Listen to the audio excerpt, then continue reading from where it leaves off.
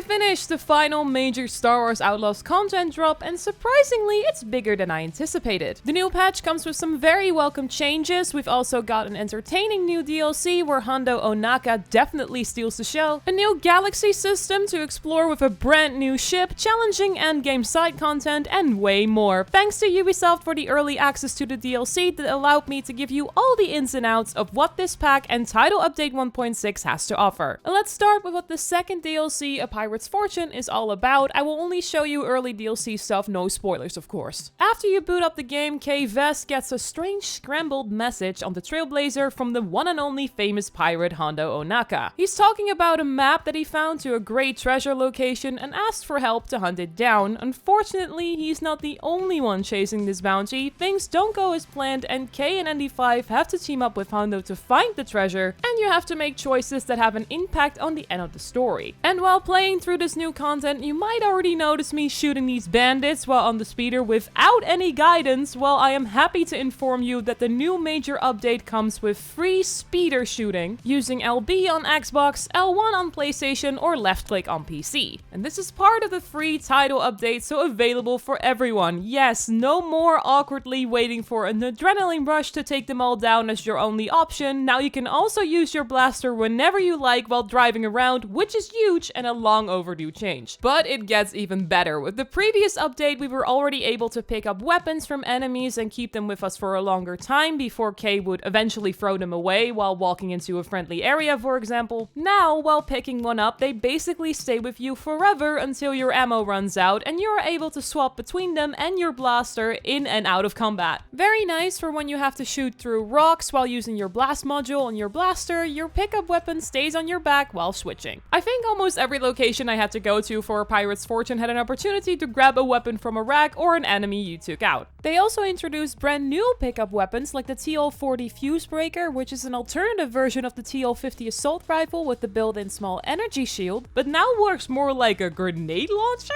I mean, very impactful. Even the rewards for finishing the main quest of this DLC focuses on pickup weapon perks, including regenerating their ammo over time. More on that in a moment. So yeah, no more passionately throwing away weapons. And let's actually dive deeper into this new DLC, because there's way more to discuss, like a new perk for your blaster that slows down time. If you liked the video so far, don't forget to leave a like and subscribe for more Star Wars Outlaws content like this. And I was surprised, because A Pirate's Fortune is bigger than I thought it would be. You've of course got your adventure with Hondo, which was a lot of fun to play through, and the narrative is very engaging. There were a ton of optional things I could do, such as talking to people to get more information, or even reading data pads and remembering the info will come in handy. NPCs can ask you for that intel, and if you answer correctly, you get an advantage on the quest objective. I only got the chance to play through the DLC once because Ubisoft gave me a limited time for early access, but there should be more possible endings depending on the choices you make while playing. Either way, story-wise, I would say I had a very fun time. And next to exploring locations from the base game, this DLC actually lets you travel to a brand new system, the Cappy system, which is 100%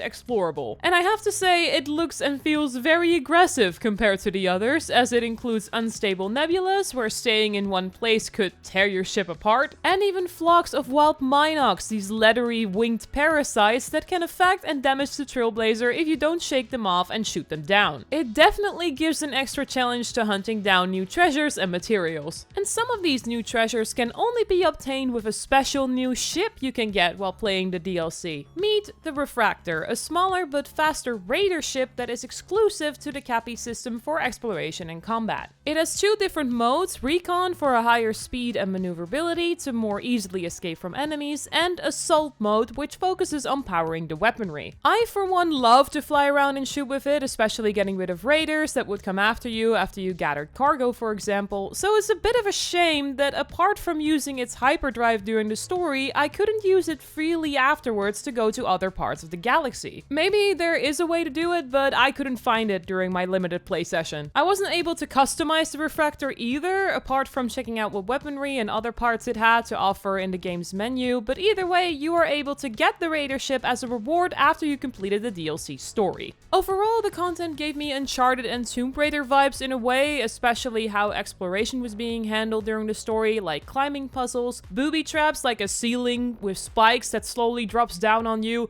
tripwires to avoid, and automatic turrets that you need to turn off or otherwise can be a huge annoyance. But there is more. In this DLC, you will be introduced to brand new contracts with a new faction, the Miyuki Trade League, which utilize the Trailblazer's cargo hold. Completing these will reward you with upgrades for your ship, like new cosmetics, but also new passive systems, like extra shields or turret cooldown reductions. You can apply a maximum of 2 on your ship. These contracts are all about smuggling dangerous goods for the syndicates. This sounds very straightforward, grabbing and delivering, but it comes with a twist. You can add debuffs to these missions, called hazards, to give yourself a challenge which results in earning more money and reputation for not only the Miyuki, but also the specific syndicate. Careful though, enemies will be on your tail and try to steal the cargo from you, so it's up to you to defeat them in combat or escape from them by flying away. The cargo is also fragile, so you have to pay attention where you are flying. The new passive systems are also available for purchase with the free title update at Miyuki Traders on various space stations. I found one at Renpali Station in the Toshara orbit, for example, so if you want to try them out right away and got the credits, there is an opportunity to do so. Now, as someone who completed the base game and most of its side content, the new contracts are a nice extra addition. However, I started to wonder if all these new ship upgrades have a purpose in the end, like for a final side mission in space or something. Sure, the debuffs give you an added challenge and you'll unlock additional choices the more contracts you fulfill, but after finishing these, there is not much else of a reason to continue with them in my opinion. I also have most syndicates on a good or excellent reputation already, so that's not really the reason why I would do these. Gold and Ultimate Edition owners get access to 2 new cosmetic gear sets, the Desert Nomad and the Naboo Nobility, where I chose the latter during my playthrough, which looks really cool. They also come with a new paint job, trinket and trophy for your speeder. The Naboo one is probably one of my favorite designs in the game, honestly, with the flowers covering the back. And I've already briefly mentioned this earlier in the video, but the DLC also includes a brand new gear set where the perks are mostly focused on pickup weapons. The chest piece lets you reduce damage taken when aiming these weapons. The belt increases the explosion size and damage of all explosive weapons and grenades, and the pants increases the power and damage of pickup weapons even more. But the most important and best perk is the set bonus. Pickup weapons regenerate ammo over time, which means that if you find a weapon that you like and make sure that you don't fully empty the ammo capacity, you can take this wherever you like and use it for every mission. You can really become a true powerhouse if you play your cards right, and this does also work on heavy weapons, but unfortunately you cannot take those with you. But don't worry, they've also got rewards for your blaster, like a new ion module that discharges a powerful shockwave on impact, great for ground control, and a bottled Nebula Cloud Major charm where consuming adrenaline lets you slow down time while aiming your blaster. I used it mostly after I vaulted from cover so I could aim for headshots more easily, but also being caught by 3 raiders while trying to steal something and then shooting them down was very satisfying to pull off with this effect. Now, a good thing to know about this DLC, and might be a little disappointing for new players, is that it is labeled as endgame content, which means you have to have finished the main story of the base game before you can play this. Like I mentioned before, for experienced players like me who rolled the credits of Outlaws a couple of months ago, this comes as a welcoming surprise, because after wrapping up most of the side content, collecting all the gear, upgrades, and abilities, there is not much else to do except doing contracts to earn money. So finding out that next to new contracts there were also extra quests to complete made me happy. However, for newcomers this might be kind of sad news, since Hondo will be out of their reach until they finish the main story content, which takes about 18 hours. It is also needed to know at least a bit about the base game's ending, since NPCs will refer back to it multiple times. Overall, with this major new title update, I think Star Wars Outlaws is in one of the best states it can be, so a good time to start playing and eventually reach this awesome DLC. Let me know what you think about everything in the comments down below. Subscribe to not miss anything, a like would totally help us out, and check out our previous Outlaws update video by clicking on the screen. I'll see you in the next one. Goodbye!